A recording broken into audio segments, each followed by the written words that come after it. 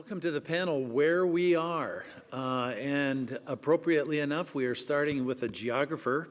Andrew Husa is a lecturer in geography in the School of Global Integrative Studies at the University of Nebraska-Lincoln. He is also a fellow at the Center for Great Plains Studies at the University of Nebraska. Andrew teaches a range of human and regional geography courses at UNL. He is a native of rural southeast Nebraska, and his research focuses on small town and rural identity and attachment to rural landscape in the Midwest and on the Great Plains. Please welcome Andrew.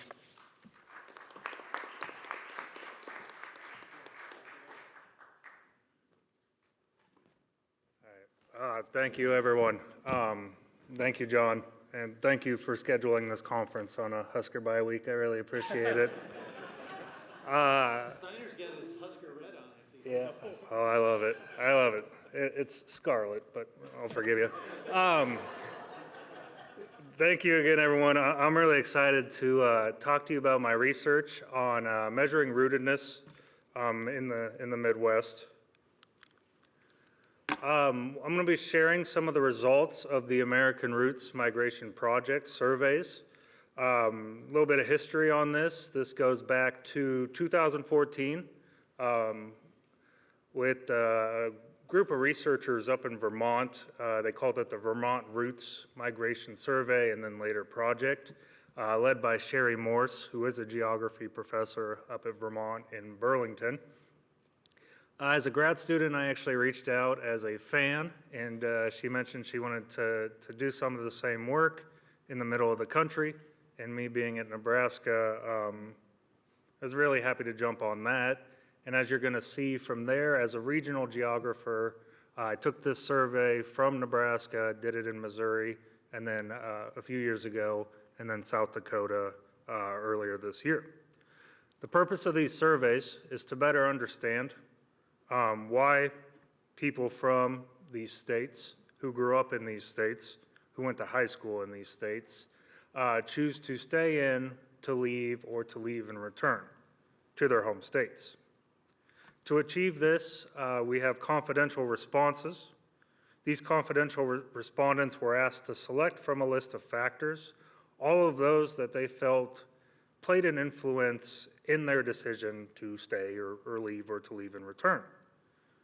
As you're also going to see, respondents were also given the option to respond in their own words. So we get this really nice kind of mix of the quantitative and all the statistics and the qualitative with some narratives as well. Just really quickly here, the survey features 3 categories of respondents based on their residential decision making.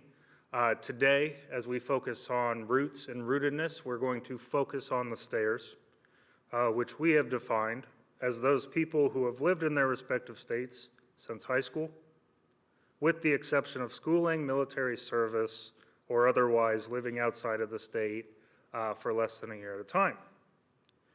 Only focusing on the stayers, you can see the numbers here.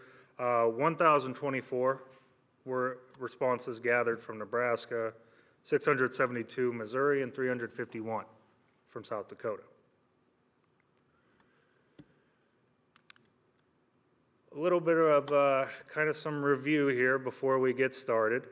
I'm also a rural geographer. I'm actually the chair of the American or Association of American Geographers Rural Geography Specialty Group. And as such, I get asked a lot, how do we actually define rural? And that is longer than an 11-minute, 40-second conversation. But for the purposes of the survey, I did want to let you know, we're just going to use that Census Bureau cutoff. I mean, the census doesn't actually define rural. Rather, it just kind of says it's the absence of urban. And they define urban as well, since 2023 anyways, as a place of 5,000 people.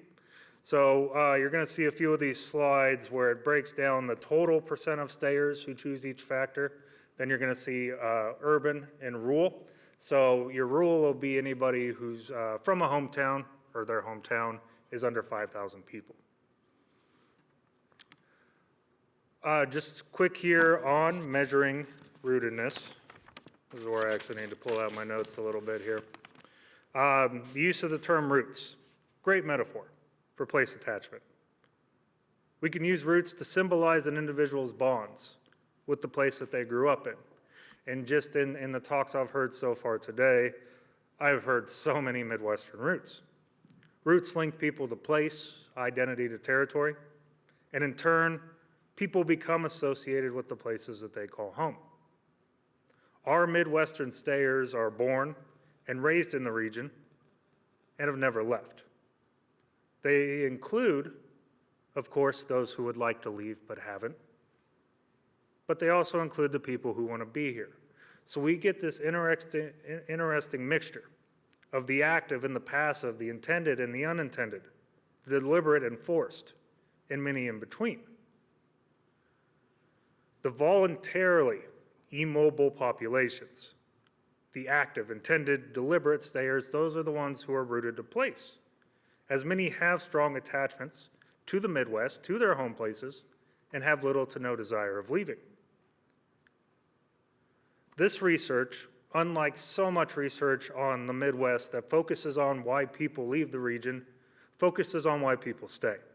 It uses an immobility perspective that categorizes stayers as active participants and staying as an active process.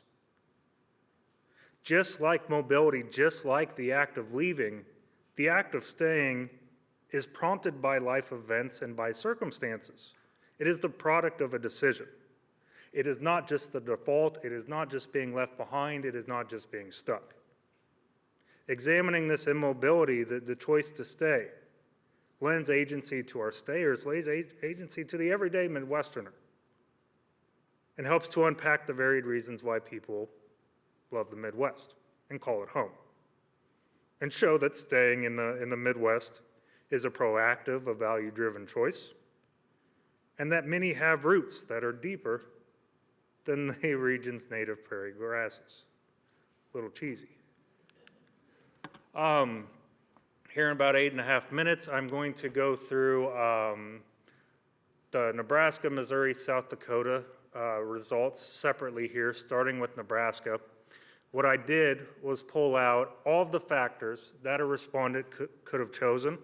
And remember, they were able to choose as many as they want, all of those that were influential in their decision to stay in Nebraska since high school.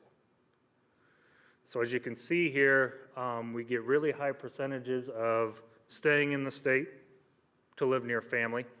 That's going to be a pretty common theme, as many of you would guess. I enjoy living in Nebraska at 73%.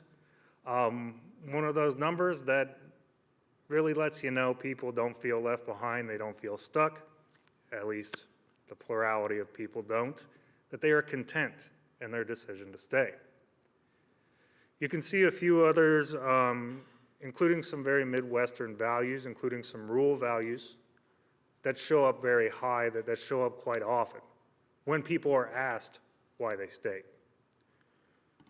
Where things start to really get good is when you ask them in their own words why they stayed. And these are just a few of the very many responses we were able to gather from my fellow Nebraskans. So we have my ancestors came to Nebraska before Nebraska was even a state. We have deep roots here. I love the quotes. They use roots because it matches the survey title. You see I'm the sixth generation. I'm sixth generation myself, and I'm very proud of that, and I love that this person is too. Sixth generation to be in my county, deeply rooted here, have pride in my community and my family history here. The majority of my family still lives in a 100-mile radius. I can also attest to that.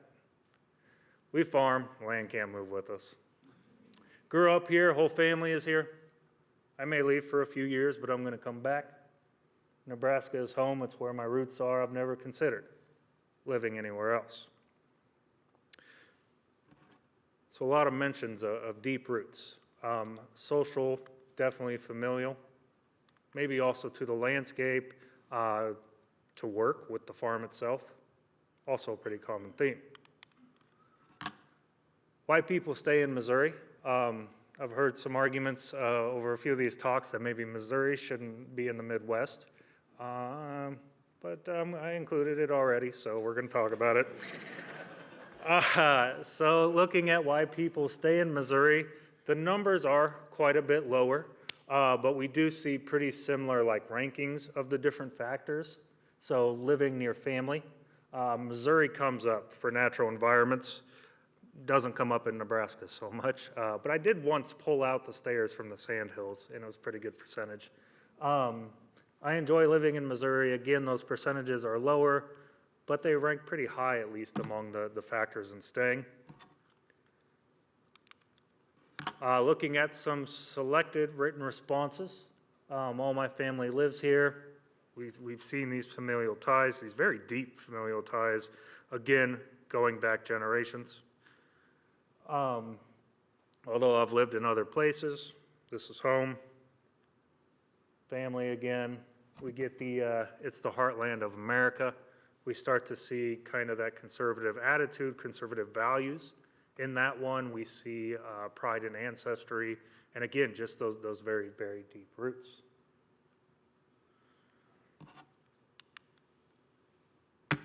It's good to be back in South Dakota. I appreciate everyone who took the survey, who helped me in sharing the survey. I think I called about every newspaper in the state, and I made a lot of friends, and it was a great experience.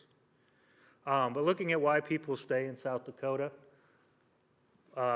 this one's broken down, urban to rural.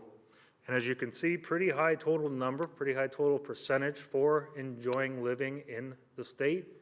But when we pull out just those people who are from a town of under 5,000, we see that number's quite a bit higher there, about 77.5%. Again, we see familial ties.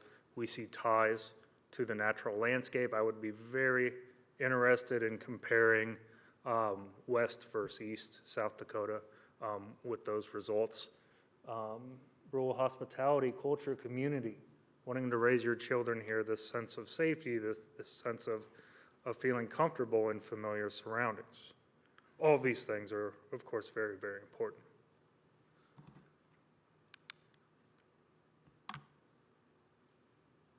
Looking at some selective written responses from South Dakota stayers, we see a lot of what we've already seen in Nebraska and Missouri.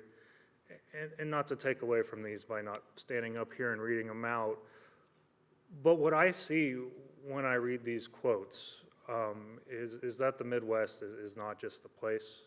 It's a set of cultural feelings. It's a set of values. It's who we are. It's who I am as somebody from rural southeast Nebraska outside the incredibly small town of Liberty. Oops. This here is a 5-state comparison, just to show you kind of what we've been working on.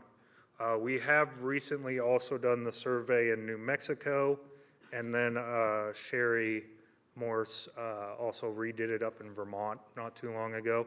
So it'll be really interesting when we have all this data together and can kind of start comparing it state by state. But I thought if you wanted to kind of see how these compare to the East Coast or maybe a state out in the West, at least from our results, we get something like this. Again, reasons for staying. I think Sherry is a lifelong Vermonter, and one of the things that really stuck out to her was how important familial ties were in the decision to stay out here in the middle of the country.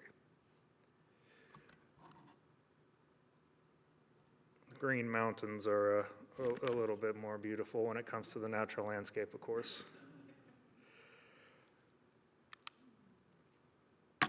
Just about a minute and a half left here. The results of the Nebraska, the Missouri, the South Dakota Roots Migration Surveys. I wish I had more time to go through them, and I'd be happy to share more with anybody who's interested, because they do show several connections between states in the Midwest and the people that live there, that live here. They show that there is that emotional bond between a person and their hometowns and their home region. And again, they show that the Midwest is not just a place. It's that set of meanings and values. And it is home, and by and large, people are very happy to call it home. Thank you very much.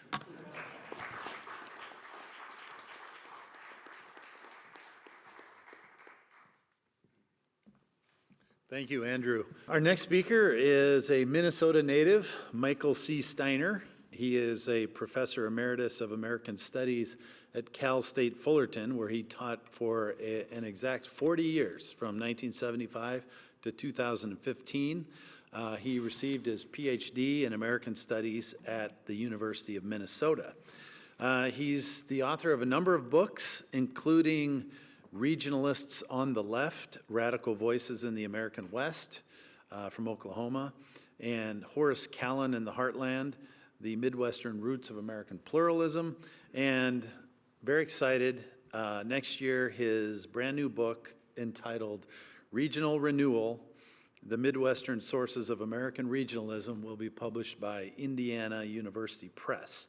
It is a comprehensive treatment of the history of Midwestern regionalism. Welcome, Mike. It's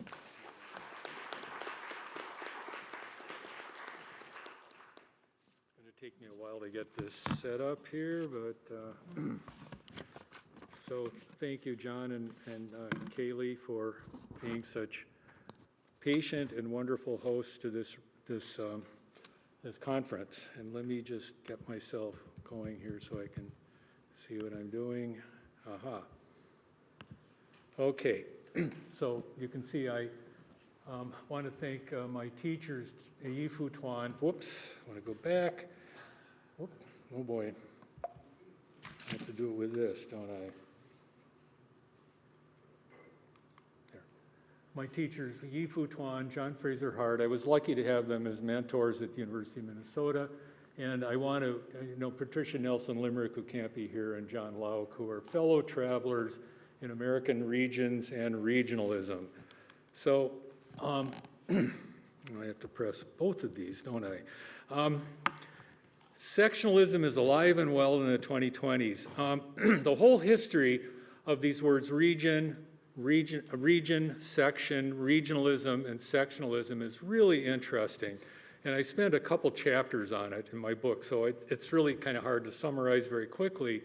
But in the about 150 years since the word region and regionalism became important, it looked as if regionalism was going to overwhelm things. A harmonious interaction between parts of the nation for the good of the national whole. But as we all know, in the past 10 or so years, sectionalism is very alive and well in this country. So that's kind of a context to what I want to be talking about here. And I'm going to talk about four founders of regional theory who are all Midwesterners, all born in the 1860s. And I'm going to have to go through this very quickly. I have long chapters for each of these. And we'll just kind of quickly look at John Wesley Powell, who was spent his childhood and youth in the Midwest as it emerged from the frontier and became a region, and is known for his explorations down the Colorado, the one-armed heroic figure, but the Midwest was deeply embedded in his theory of physiographic regions, and he was very significant.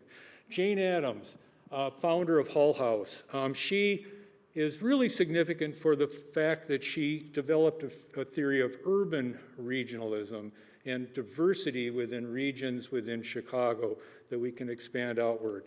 I'm going to have to move on very quickly here. We all know about Frederick Jackson Turner. I've written endlessly about him, but he was very significant and a much maligned figure who moved far beyond his frontier thesis to develop a theory of sectionalism, which he should have used the word regionalism, but nevertheless, it was very prescient, and we need to know more about that. Hamlin Garland, born in Wisconsin, followed the frontier.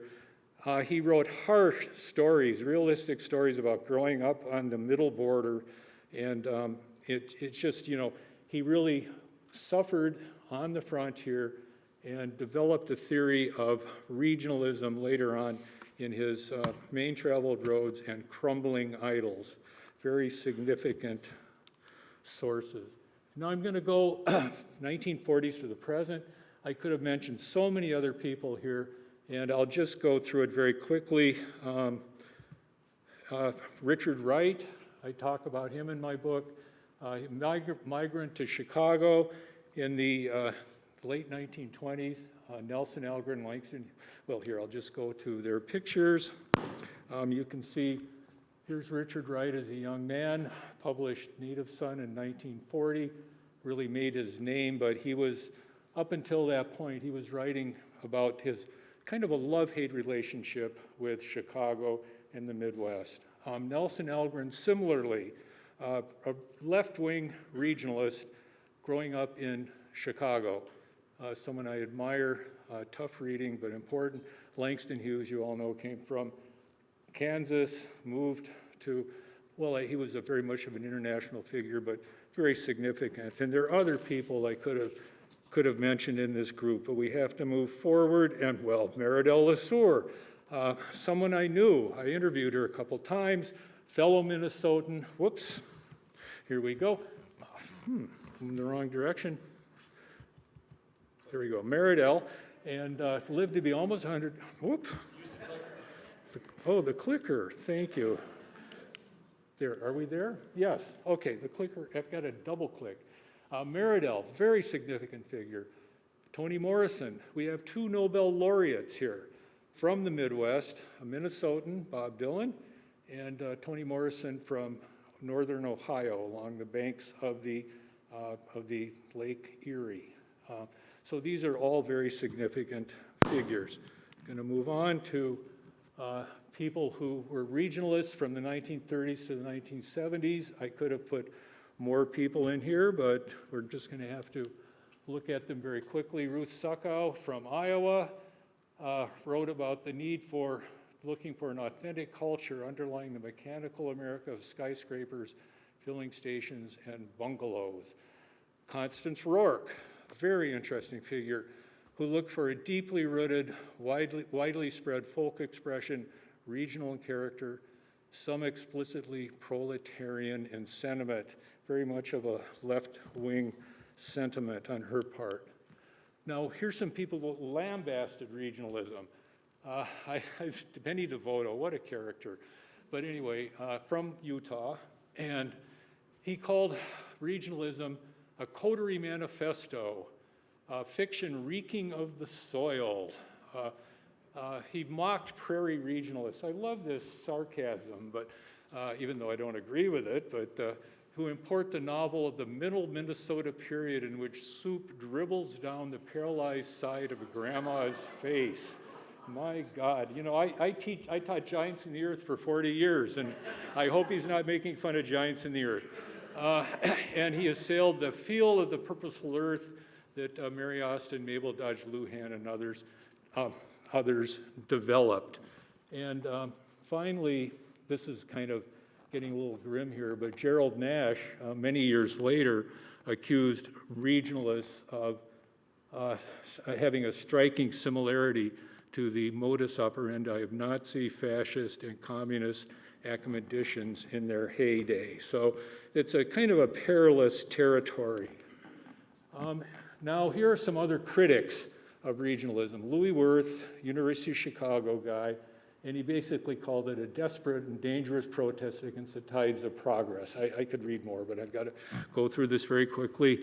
And then Daniel Boorstin, we all know Daniel Boorstin, and he's really praising this image of the emergence of a seamless America where we are all the same. Here we have someone I really admire, Wright Morris, who was a regionalist from Nebraska, and he's lamenting the end of regionalism. And the only regions left are those the artist must imagine. They lie behind the usual forms of salvage. No matter where we go today, we will find what we just left behind. It's a seamless, uniform nation. He's lamenting it. Henry Nash Smith, who was an early regionalist in the 30s, rejected it, and I interviewed him at Berkeley in 1980, I believe, And he told me, he said it was merely a fluttering of the literary dovecotes detached from the lives of most Americans. I really don't believe that, but he told me that.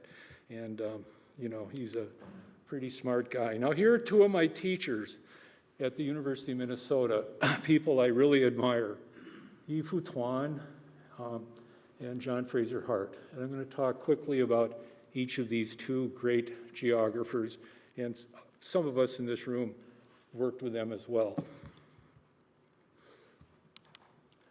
And I'm also going to talk about two proponents of regionalism, historians, Bill Cronin and Patricia Nelson Limerick, who can't be with us. So we'll just kind of move along here. I'm going to have to be quick, but here's some of the stuff that Yi-Fu Tuan had to say about the importance of regionalism and the region. And what he basically projected was a very utopian image of a world that was a mosaic of regions, and the nation state as something that would eventually fade away and become irrelevant. Now, that's very utopian, but that's a vision that Tuan had, and I'm going to just jump down to his farewell lecture, in which he said, whereas love of home draws on good memories, love of nation state draws on not only good memories, but also bad ones of defeat and humiliation, unhealed wounds that easily metastasize into hatred of the unassimilated inside and aliens outside the borders of the homeland. And that's kind of a serious issue today.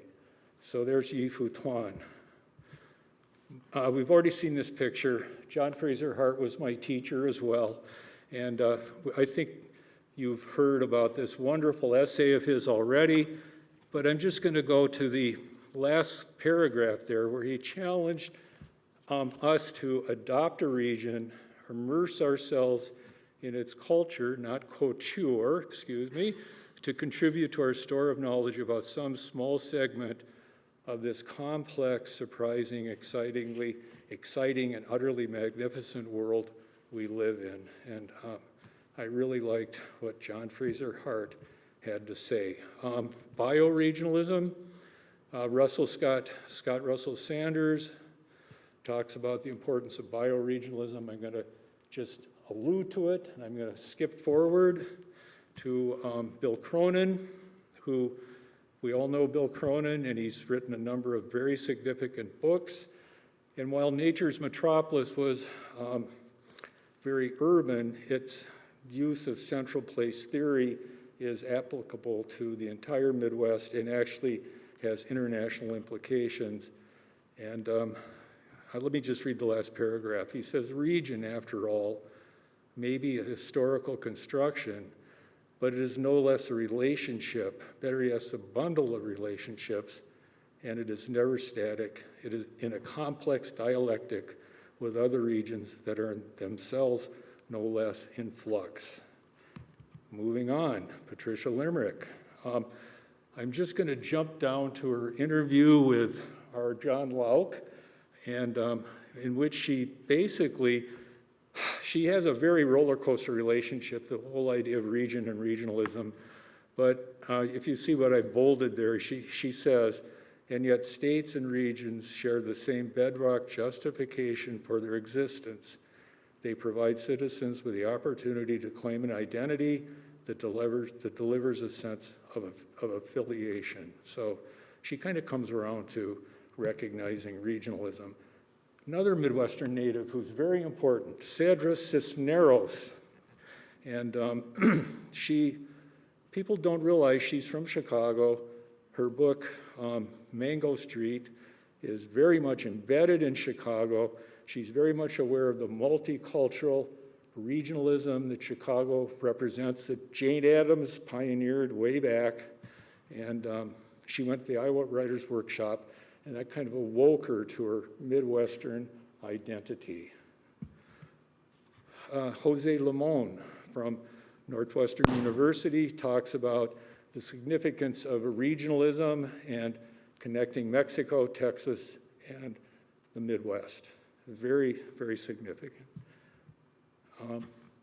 Kristen Hoganson I really like her book. We've all read it, I'm sure, The Heartland.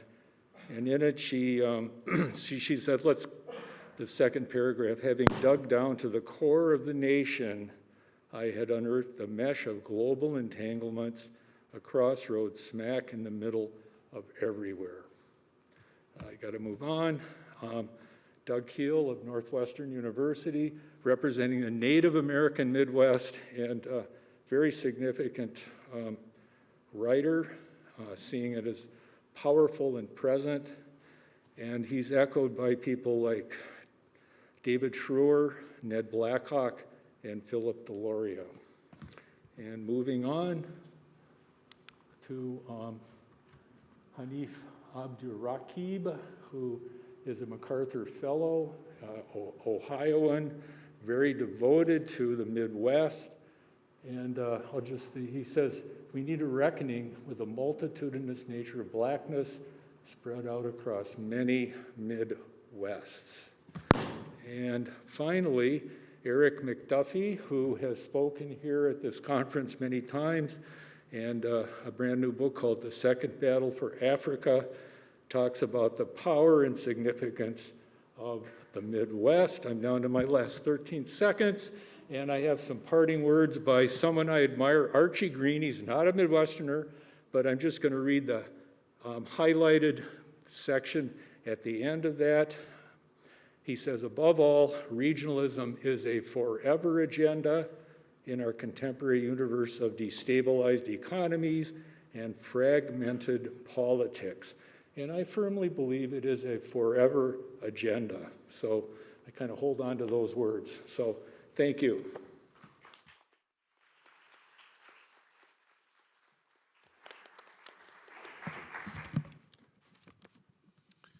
Okay, if you have a question, please proceed to the microphone. I was going to note something prior to the questions coming in.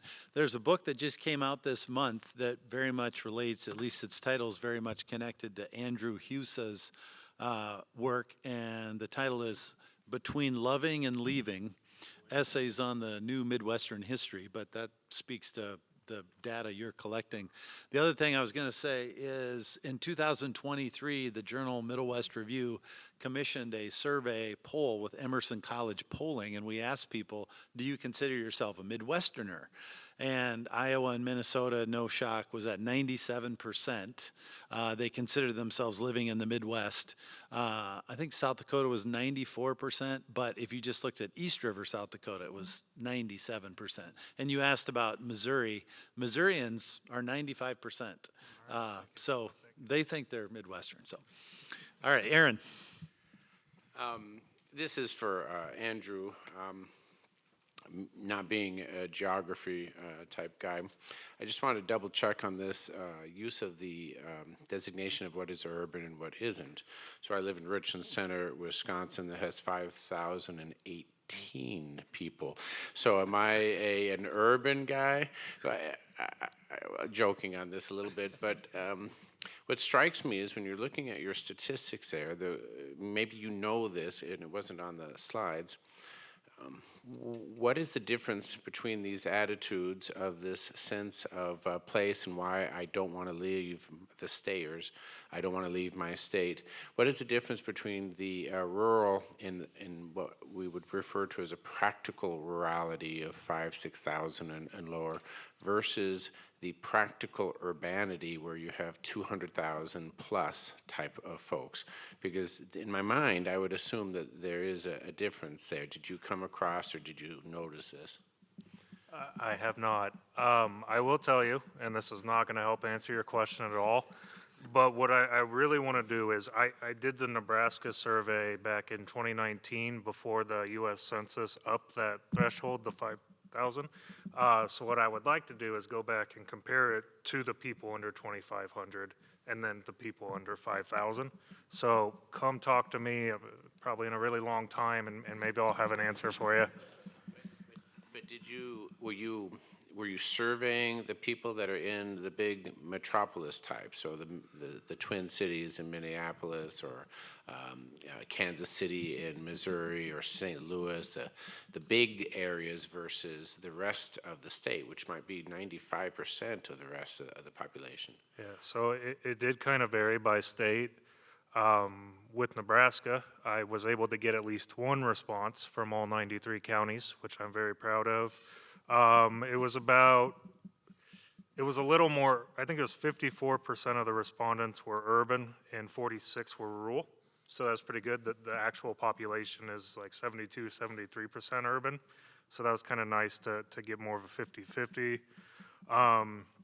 Missouri definitely leaned more towards the urban, the St. Louis, the Kansas City.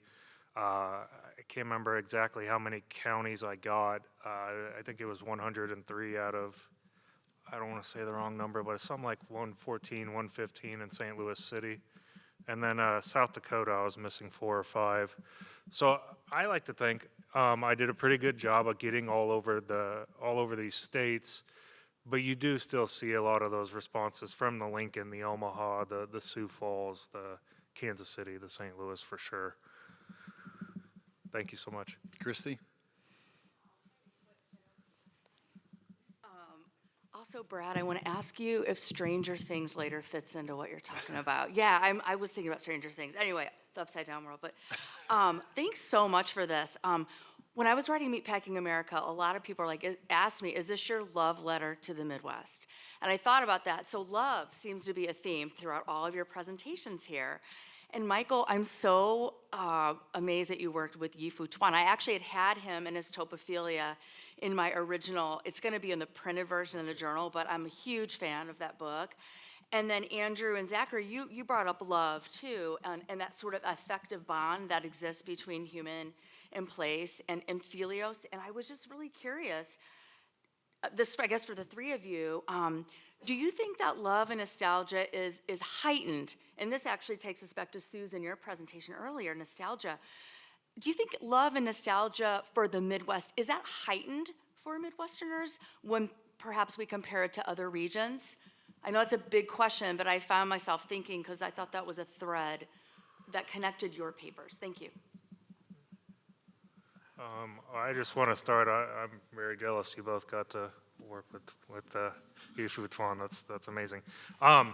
So to try and answer your question, when it came to people who have left these states, we included, they did their factors, they did their open words, but we also included the question, do you feel homesick?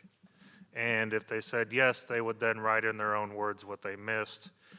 And I think, again, to try to answer your question, there's a lot of similarities, I think, just in what people describe as home, and those kinds of feelings. But I do think there was some difference between these deeper familial ties with the Midwest versus maybe more physical landscape ties like in Vermont or in Utah. Boy, that's really a good question. And we think of the South, and I think of William Faulkner. I think it's the sound and the fury. His hero is about to commit suicide, I think, and he's at Harvard. He's a Southerner, Quentin Compson, and he says, I don't hate the South, I don't hate the South, I don't hate the South, but he really, this hatred really implies a very deep bonding. And I think that, Absalom, okay, thank you, sorry. Anyway, yeah, so I think there's something to be said that Midwesterners have that same feeling. I think of Glenway Westcott, who wrote a book called Goodbye Wisconsin, I believe, back in the 20s. And he left Wisconsin, he just couldn't stand the provinciality of it. And once he left, he felt a strong bond about it. So in many ways, you have to leave in order to really understand it, although that's not putting down these people who don't want to leave. And Yi-Fu Tuan has an essay called Rootedness versus Sense of Place. And many of you probably read it, but rootedness is you don't think about it, you're just living there. Sense of place is conscious awareness of where you live. And to have that, you maybe need to leave it or have some sort of distance from it. So I don't know if I'm answering your questions, but your question was a very good one. And so I think the Midwest has a powerful pull. Yeah. Yeah, those are great answers. I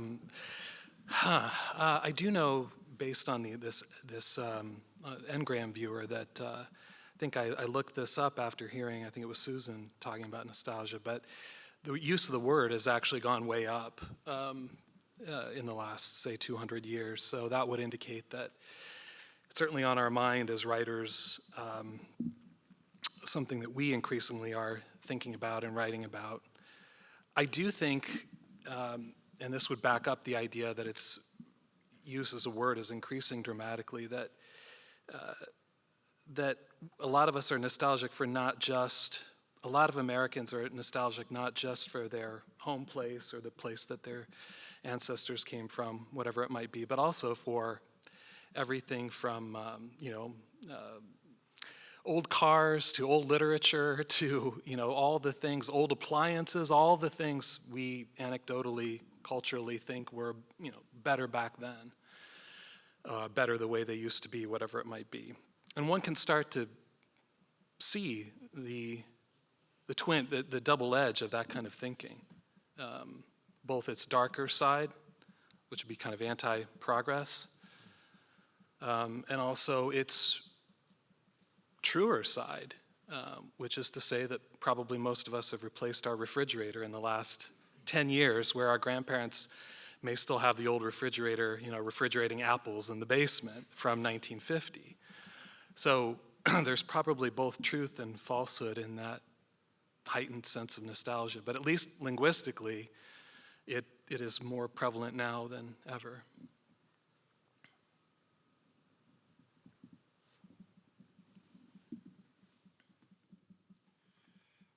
Thanks to all of you all for great papers.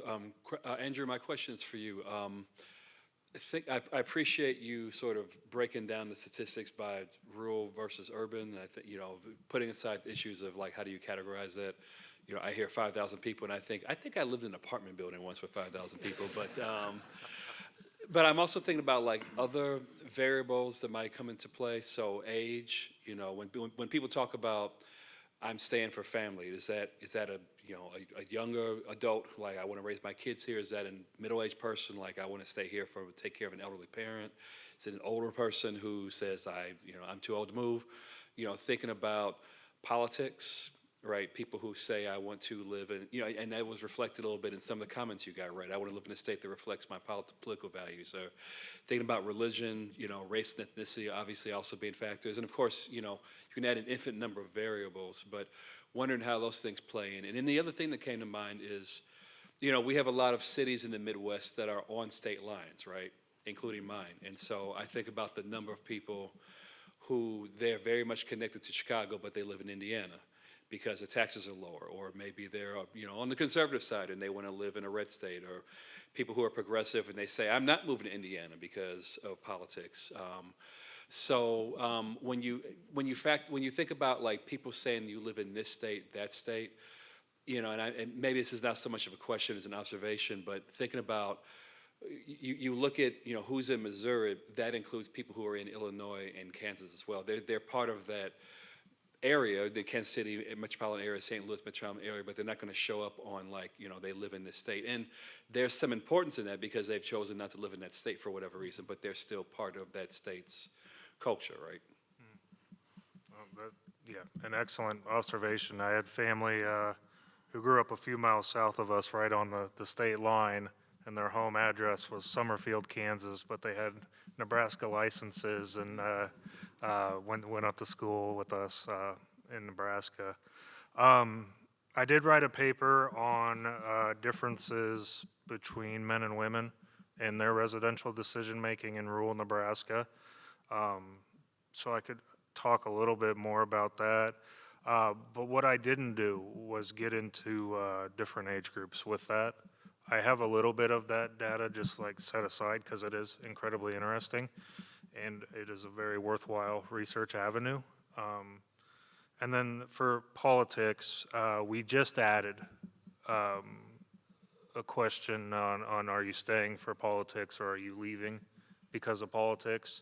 So the South Dakota survey was actually the first time we had used that, and now we have it for Vermont and New Mexico as well. But of course, like you said, even though I didn't have that question in the Nebraska or the Missouri factors, I didn't have that factor available for selection, it did come up a whole lot in the responses for why people stayed or why they left. Yeah, so thank you. There's so much cool stuff yet to be done with this.